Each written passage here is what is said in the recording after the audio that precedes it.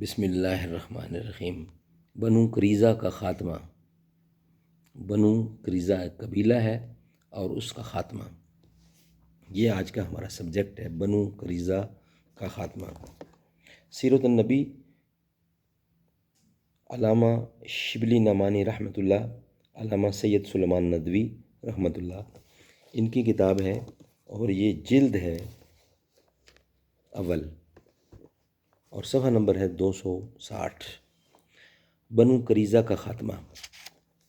اوپر گزر چکا ہے کہ حضرت صلی اللہ علیہ وسلم نے آغاز قیام میں یہود کے ساتھ معاہدہ کیا تھا اور ان کو جان و مال و مذہب ہر چیز میں امن و آزادی بخشی، لیکن جب قریش نے ان کو تحریض و تہدید کا خط لکھا تو وہ آمادہ بغاوت ہو گئے۔ حضرت صلی اللہ علیہ وسلم نے ان لوگوں سے تجدید معاہدہ کرنا چاہی، بنو نصیر نے انکار کیا اور جلا وطن کر دیے گئے، لیکن بنو قریظہ نے نئے سرے سے معاہدہ کر لیا، چنانچہ ان کو امن دے دیا گیا۔ صحیح مسلم میں ان واقعات کو اختصار کے ساتھ ان الفاظ میں بیان کیا گیا ہے۔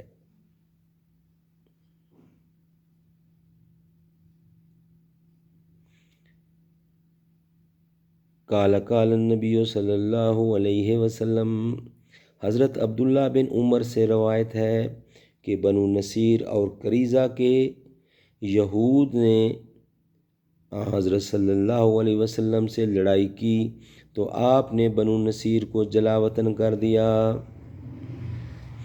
اور قریظہ کو رہنے دیا اور ان پر احسان کیا۔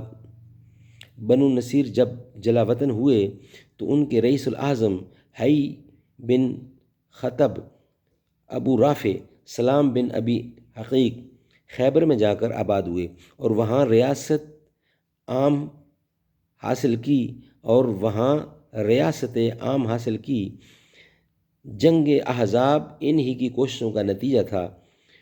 قبائل عرب میں دورہ کر کے تمام ملک میں آگ لگا دی اور قریش کے ساتھ مل کر مدینہ میں حملہ آور ہوئے۔ اس جنگ تک بنو قریظہ معاہدے پر قائم تھے، لیکن حی بن خطب نے ان کو بہکا کر توڑ لیا اور ان سے وعدہ کیا کہ خدا نخواست اگر قریش حملہ سے دستبردار ہو کر چلے گئے تو میں خیبر چھوڑ کر یہیں آ رہوں گا۔ چنانچہ اس نے یہ عہد وفا کیا۔ قریظہ نے احزاب میں اعلانیہ شرکت کی اور شکست کھا کر ہٹ آئے تو اسلام کے سب سے بڑے دشمن حی بن خطب کو ساتھ لائے۔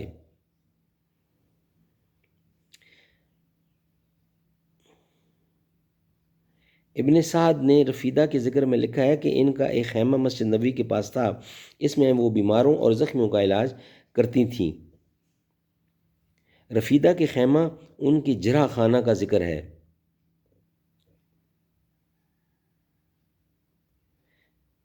خطب کی زبانی بنو قریظہ کے اس معاہدے کے ٹھہر جانے کے واقعہ کو ان کی سازشی چال ظاہر کیا ہے۔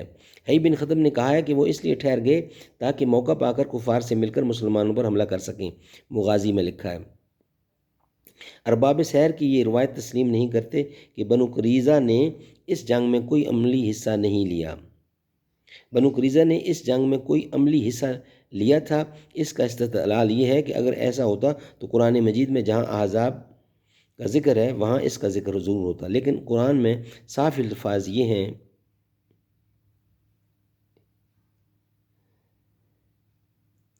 وَأَنزَلَ الَّذِينَ ظَهَرُوهُم مِّنْ أَهْلِ الْكِتَابِ،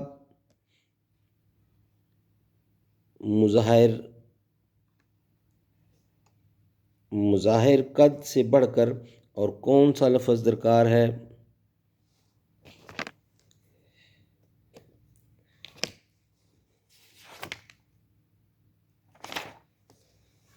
اس کا باقی حصہ انشاءاللہ نیکسٹ ٹائم بیان کریں گے۔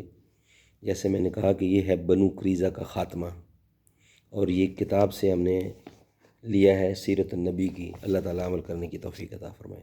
صلی اللہ تعالیٰ علی خیر خلقہ محمد۔